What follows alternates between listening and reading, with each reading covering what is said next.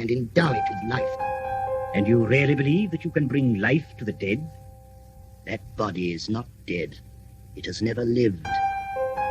I created it. I made it with my own hands from the bodies I took from graves, from the gallows, anywhere.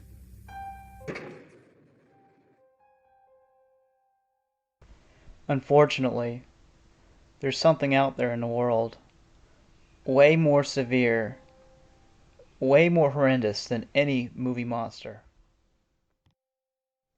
It has the power to crumble a society. It has a power to shut down all freedom of speech.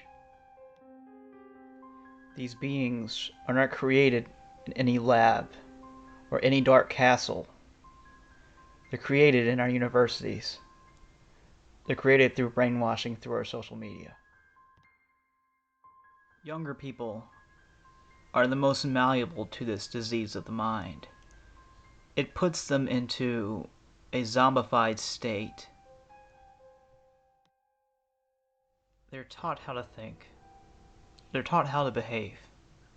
They are taught how to react. They have sold their souls to something they consider a greater good. That being political correctness. They will not listen to any debate. They despise contrary opinions. They will say whatever they can to prevent any discussion or debate from happening. Terms such as bigot, racist, Islamophobe, sexist, without any facts to back up those statements. If they can invalidate you, they believe they do not have to do any form of debate against you. This is one of the many slimy tactics that they will use.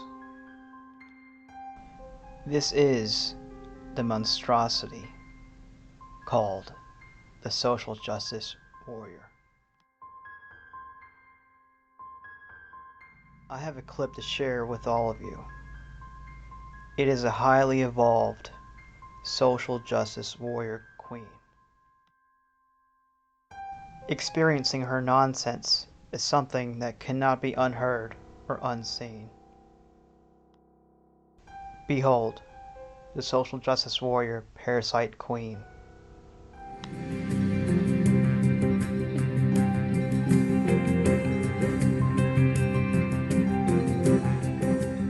Now to another in our brief but spectacular series where we ask interesting people to describe their passions.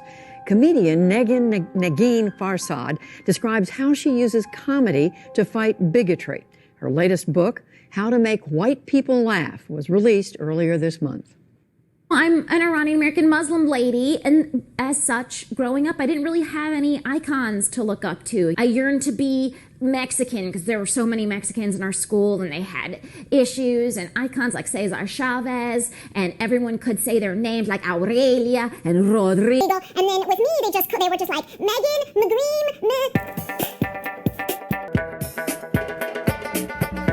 I grew up in Palm Springs, California, and Palm Springs is a really weird place. It's simultaneously like one of the top 5 retirement communities and also one of the top 5 gay cities in California. It's the kind of place where you'll see people dancing to Lady Gaga while adjusting their catheters. One of the main problems with being a Muzz in today's world is that people immediately conflate that with terrorism and violence. The main problems with being a Muzz in today's world is that people immediately conflate that with terrorism and violence. Whoa, lady, hold up a second. No one's saying that. No one's saying every single Muslim is going to cause violent jihad and kill everybody. That is such a straw man argument. Nobody's afraid of the Muslims that just go to the mosque and then, keep to themselves and don't bother anybody. They're afraid of the actual political groups out there who are infiltrating the United States, like ISIS or the Muslim Brotherhood. When you make blanket statements like that, it really detracts from the actual problem that is plaguing our country right now. I'm like 5'3.5", and I dressed like a cartoon character. And I ended up getting a master's degree in African American studies. I was the only non-black person in the department. The purple represents all the black students, and then the non-purple part is the me. People were sort of like, it's weird that, don't you have your own people? And I'd be like, how could you say that? I will fight for African American rights whenever and wherever. I have a DVD box set of A Different World in my backpack. I am about to change my name to Tyler Perry Presents Nagin Farsad. Oh man, I'm getting nauseous. Like, oh my god, I got this degree in African American Studies, and I'm gonna help everybody, and spread civil rights, and save the world. Oh my god, lady, just stop. If you really wanted to help African American people, you would have actually got a useful, marketable degree, worked your way up into some business, and hired them, or even start your own business and hire them, and empower them with employment that gives them capital to do things that they want to do and help them be self-sufficient, raise a family. You have to empower these people, not distract them with boogeymen and ghosts they constantly are distracted by, and they never get around to actually helping themselves. At a certain point, I sort of realized, and this is well after 9/11, that, I do have my own people. Islamophobia is on the rise, and Islamophobia is on the rise, and A phobia is an irrational fear. 9/11, planes crashed into these buildings and killed 3,000 people. So, you're calling these people's fear irrational?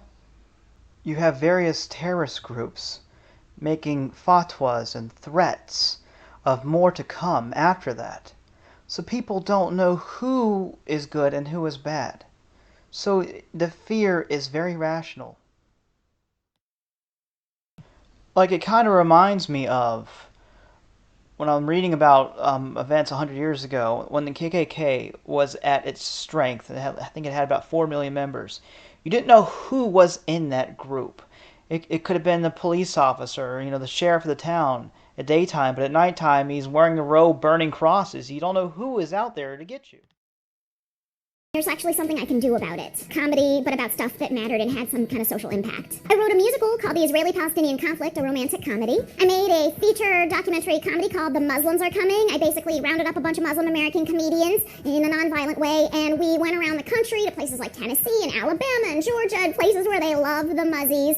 and we did these stand-up shows. How to Make White People Laugh is a memoir meets social justice comedy manifesto. I talk A comedy meets social justice manifesto?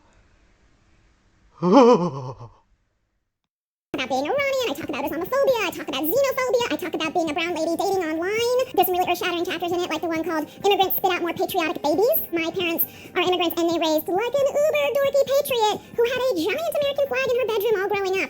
That's how in love with the country I was raised to be. I feel like every time I take the stage, I have to announce to everybody, hey, I'm an Iranian American Muslim female, like all of you. And it's just to calm people down that, I know that you know that this is not the normal package for a comedian, and it's gonna be okay.